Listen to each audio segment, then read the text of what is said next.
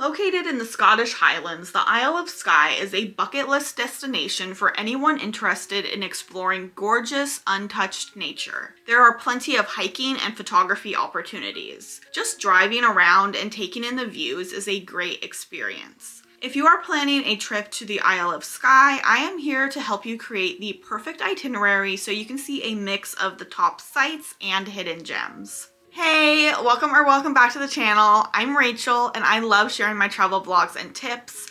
Today I'm talking about the Isle of Skye in Scotland. This is one of the most beautiful places I have ever visited. It is seriously stunning there.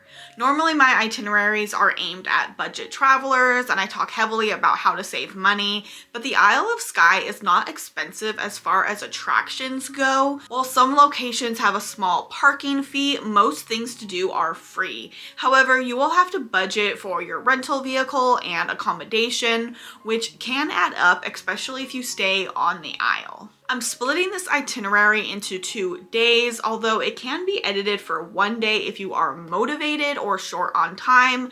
Just know that you will be doing a lot of driving and you probably won't have a lot of time to spend at each location. Depending on where you're staying, you might also need to rearrange this just to cut down on driving time. Also, as you drive, you will come across so many random locks, waterfalls, and viewpoints to stop at. I'm not going to include every single thing, but just know it's going to take you longer to get wherever you're going because you're going to be stopping a lot. Anyway, let's get into this Isle of Skye itinerary. Before you even get to the Isle of Skye, you need to stop at Eilean Castle. Sitting on a small island, it is super picturesque. The original castle was built here in the 13th century. It stood through many attacks and occupations before being destroyed in 1719. The ruins were abandoned until the early 1900s when the castle was reconstructed. Parking costs £3 during opening hours, or it is free when the castle is closed. You can walk the grounds for free or tour the inside for £12. Now cross the bridge onto Skye and drive about 30 minutes to the Sligacan Old Bridge. Built between 1810 and 1818, this stone pedestrian bridge offers amazing views of the surrounding mountains. Next, keep driving on the A87 to Portree. This is the largest town on Skye, but you won't spend much time here. Fuel up your vehicle and pick up some snacks at the grocery store. You should also stop to see the beautiful harbor lined with colorful buildings. After photographing the harbor, head north on the A855, which has many pretty stops, including Bridesvale Falls, a little waterfall just off the road. Soon you will make it to one of the most popular and famous hikes on the Isle of Skye. The Old Man of Storr is a rock formation that sticks up like a thumb among other craggy rocks. Parking at the trailhead costs £6 for up to 6 hours or £7 for up to 12. You can pay with cash or card at the ticket machines. The hike is about 2.4 miles out and back. It is a moderate to difficult hike with some steep and rocky areas. Unfortunately, the day we did the hike, it was really overcast with low visibility.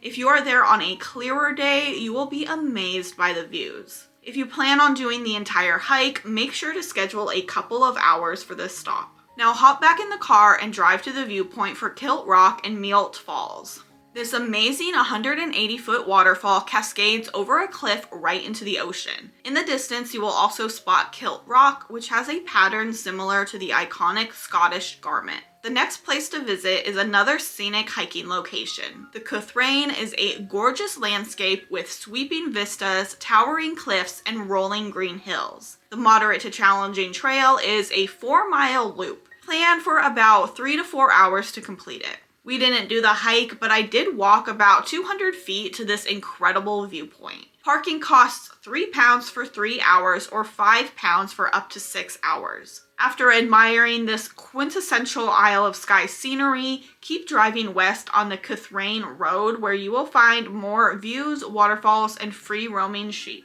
Your next stop is at Raw Waterfall, a gushing tiered waterfall set among lush greenery and mossy rocks. The walk to the waterfall is short and easy, but there are a fair amount of stairs to descend. When I visited, there was no signage for the trail, but it is correctly marked on Google Maps, so you should be able to find it without trouble. Look for a break in the stone wall along the road. It is a short drive to the last stop of the day, the Fairy Glen. Parking here costs £2 for 2 hours or £3 for 4 hours. This magical place looks like it was pulled out of a storybook, and you can easily imagine fairies frolicking among the mossy trees. Wander among the cone-shaped hills and take a picture of Castle Ewan, a rock outcrop that looks like a crumbling ruin. From here, drive back to your accommodation and rest up for another day of exploring the Isle of Skye. The second day of this itinerary focuses on the western side of the Isle and is more laid back with no major hikes. I am only including a few stops for this day, so if you want to revisit anything from yesterday that you didn't have time or good weather for, you can do that in the morning. The first stop of the day is at the ruins of St. Mary's Church.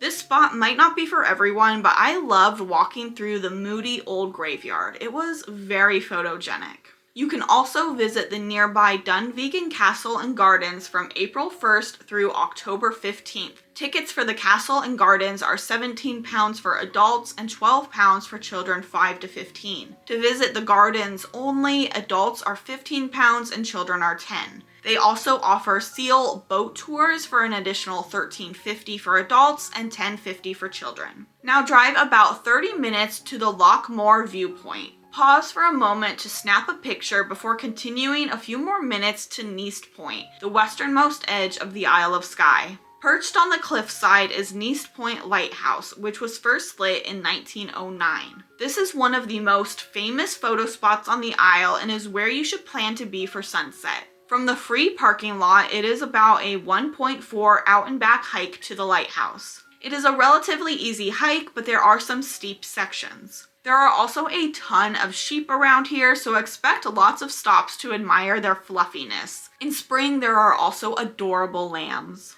I recommend doing the hike before sunset, then staking out a spot on the rocks just beyond the parking lot to watch the sun go down over the peninsula and lighthouse. This was seriously one of the best experiences from my trip. By now, you must be really looking forward to your Isle of Skye trip. I know you are going to have a fantastic time. If you have any questions, comments, or suggestions, leave them down below and I will help you out. Don't forget to like and subscribe. And if you liked this video, go ahead and check out my tips for driving on the Isle of Skye.